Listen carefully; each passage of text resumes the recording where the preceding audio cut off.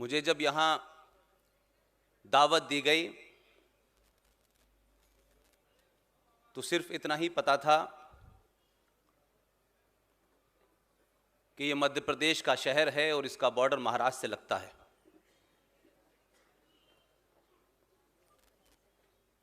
यहाँ आने के बाद 24 घंटे में जो नज़ारा मैं आपके बीच में देख रहा हूँ, उससे कल रात एक युवा मित्र ने मुझे बताया कि ये बालाघाट शेरों और टाइगरों की नगरी है।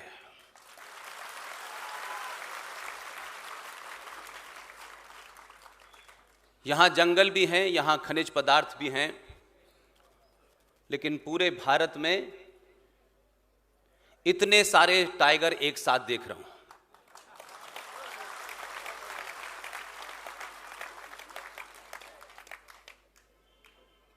एक बहुत बड़ा आज एक निर्णय हुआ है, ऐतिहासिक निर्णय हुआ है।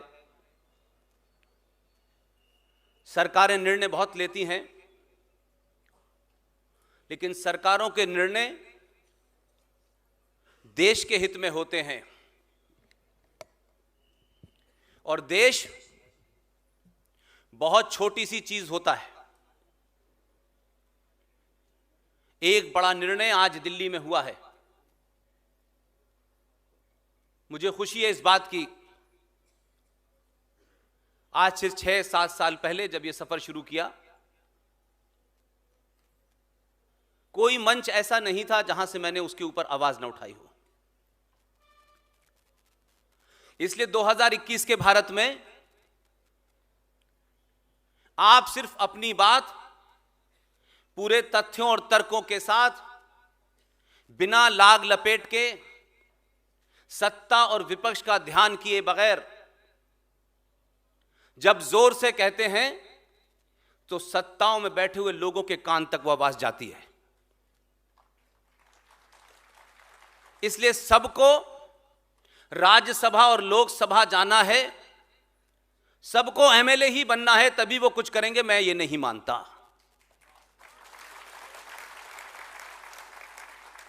ये सत्ता की लड़ाई में जो लोगों को गलतफहमी हो गई है कि वही राष्ट्र बचा रहे हैं,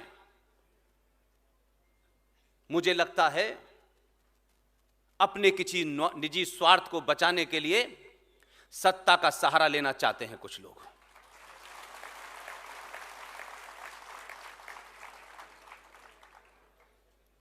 आज से 5-6 साल पहले इस देश को सुबह से लेकर शाम तक धारा 370 के बारे में खूब घुट्टी पिलाई गई। ये धारा 370 क्या है? एक लंबे समय से हम सुन रहे हैं, करीब करीब पिछले 40-50 साल से, लेकिन जो असली धारा थी उसके बारे में किसी ने नहीं बताया। इसलिए मैं बार बार सत्ताओं से उम्मीद कम करता हूं। मेरा विश्वास राष्ट्र की शक्ति में है और शायद दुनिया में हम एकमात्र ऐसे देश हैं कि जो समाज अपने अंदर की उस शक्ति को नहीं पहचानता, उसे सत्ताएं 70 साल से मूर्ख बनाती हैं।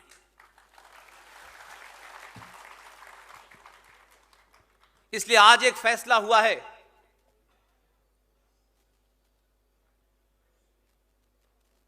छह साल पहले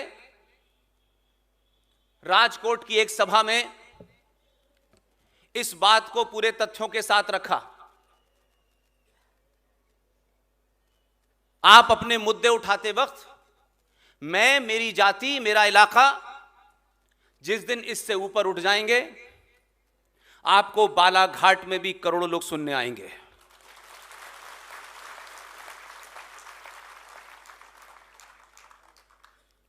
हमारे देश में गुलाम भारत में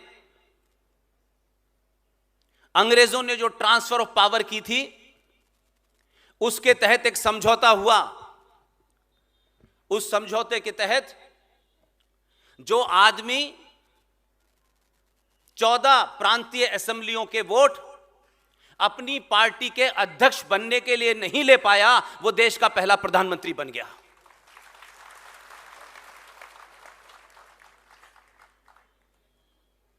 अगर गुलाम भारत में सही मायनों में कोई प्रधानमंत्री बना, 21 अक्टूबर 1943 को पूरी दुनिया में घूमने के बाद 21 अक्टूबर 1943 को जब उसने भारत की आजादी की घोषणा की तो अपनी करेंसी भी चलाई और टिकट भी चलाया, प्रधानमंत्री भी घोषित हुआ। लेकिन हम लोग अपने स्वार्थों के कारण अपने हीरो को चुनने में बहुत सेलेक्टिव हैं। 21 अक्टूबर 1943 को सुभाष चंद्र बोस ने जब आजादी की घोषणा की तो दुनिया के 11 राष्ट्रों ने उसे मान्यता दी, लेकिन हमने सुभाष बाबू के बारे में जानकारी नहीं ली। चाटुकार टाइप के नेताओं को अपना हीरो माना और वो प्रवृत्ति आज तक हमारे अंदर बैठ गई है। जो समाज अपने हीरो को हीरो नहीं चुन पाता, उस समाज में हीरो पैदा होना बंद हो जाते हैं। और हीरो सिर्फ सत्ता पे जाने से नहीं होते, एमएलए एमपी बनने से नहीं होते। इस देश में जितने बड़े बदलाव हुए हैं वो सत्ता के बाहर रहने से हुए हैं। ये राजनीतिक लोगों ने आपको एक खेल सिखा रखा है कि वही जीत के जाएंगे तभी काया पलट करेंगे। वो अपनी काया पलट करते हैं, किसी की नहीं करते, किसी की नहीं करते।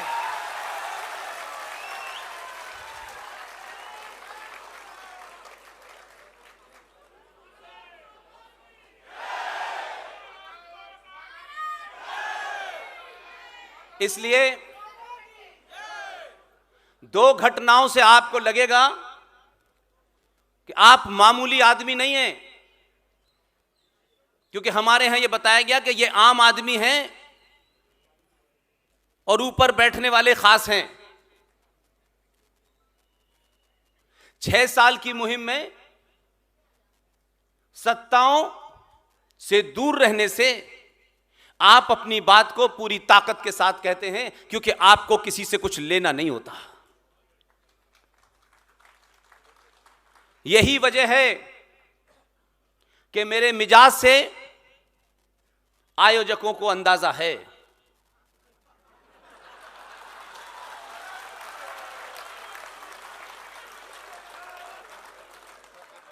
इसलिए सांसद हो, विधायक हो, मुख्यमंत्री हो, मंत्री हो, उसे मुझे आम आदमी के बीच में ही बिठाना है।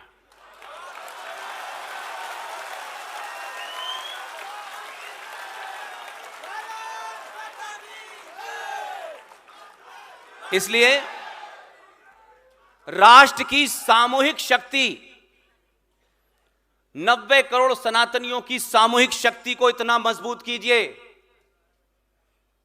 कि सत्ता में जो भी बैठे उसकी विचारधारा क्या है वो हमारा है, तुम्हारा है, हमको इससे मतलब नहीं है। इस सामूहिक शक्ति का इतना सामूहिक प्रदर्शन करिए कि सत्ता में कोई भी बैठे आपकी चौखट पे नाक रगड़ने आए।